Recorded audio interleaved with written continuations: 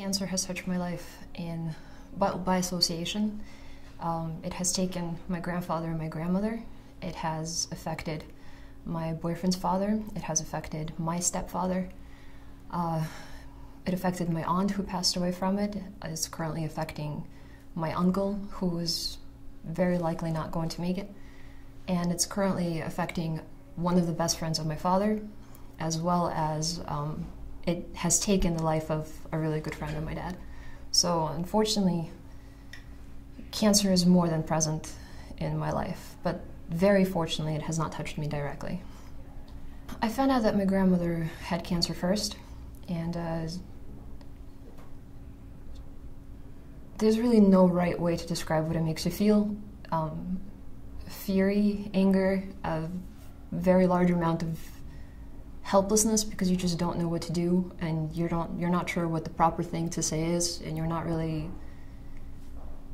It's very difficult to not be informed well enough to have something positive to say, and it's not easy not having somewhere to go where you could connect with people in a similar situation. If you're not a fighter, and if you're not someone who's directly affected by cancer, but you're watching people around you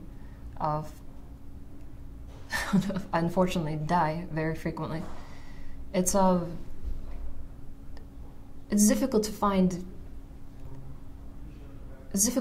meaning in very simple words such as "I'm very sorry that it happened to you." It's not enough. The treatment process for cancer generally tends to be, for lack of a better term, not easy. With the ridiculous amount of hospitalizations, with the ridiculous amount of surgeries, with the crazy amounts of medication that you have to take, with how many people around you who you care about are trying to do their best to support this one person, or many people, as depends on the situation. The treatment processes are just generally seem kind of empty of feeling.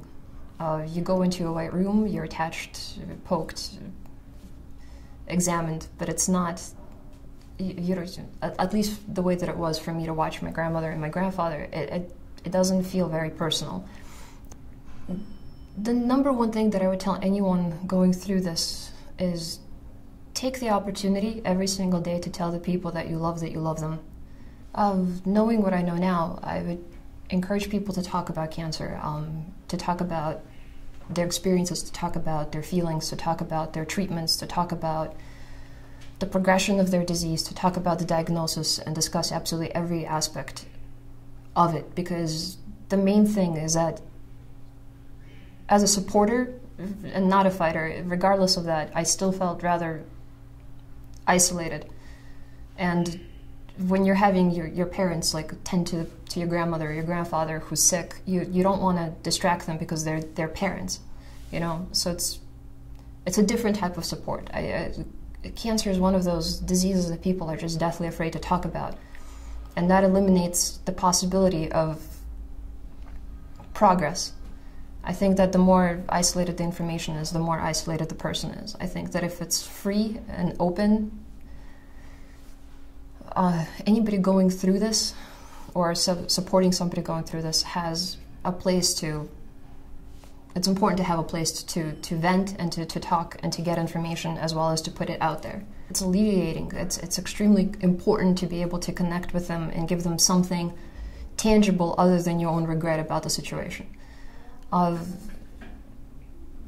Knowledge is power. It's like you have to empower yourself to be able to face this. You have to empower your family to be able to support you through this. And information is crucial. The passing of information is essential to being able to conquer this disease. If you're not informed, what chances do you have of asking for the appropriate treatment if you're not being given? Just basically, essentially, if you find the information, or if you find any information that could potentially help someone, regardless if it's your family or not, share it.